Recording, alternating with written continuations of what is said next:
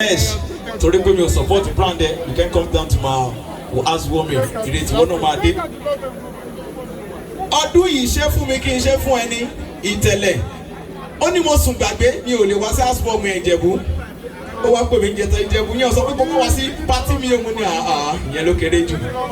Bó ṣe rí mi bíbá ló ní Ìjẹ̀bú ó wá mo ní wà láì mo sùn gbàgbé ni. Ṣẹ̀rí pé kò sẹ́jẹ̀ ń bẹ̀ ṣe fún mi.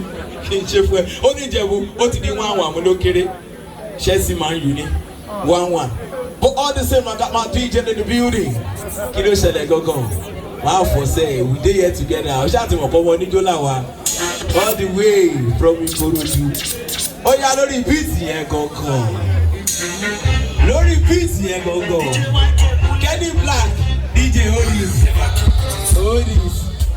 Kí ni àwa onítíátà àwa tí à ń ṣe lórí ìtàgé kí la ṣe fún ẹ? You talk about subtitle, you talk about our acting, you talk about doctor, hospital call, hospital ni. Kí ni a ṣe? Na joke, I still get balance, na joke.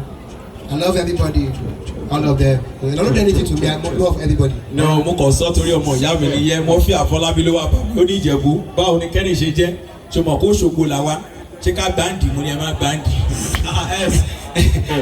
ẹ má gbáǹdì ọmọ yín náà ni my DJ what's up ó yá jẹ́ ká lọ lórí ọwọ́ yẹn gangan ó pọ̀ olúùlù ó pọ̀ sẹ́ are you mad or something na me get tattoo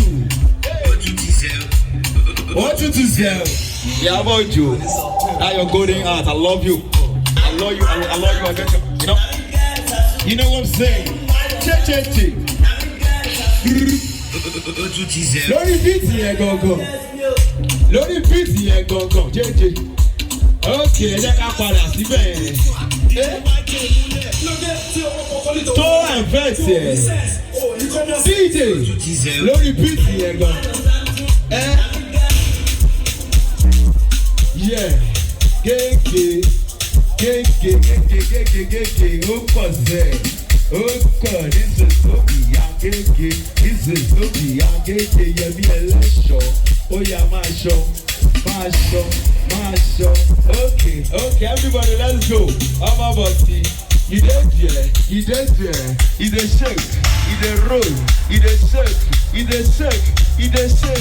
Boa TV, you're watching Boa TV. Kindly click on the subscribe button and the bell beside it so you get notified when we drop new videos. Thank you.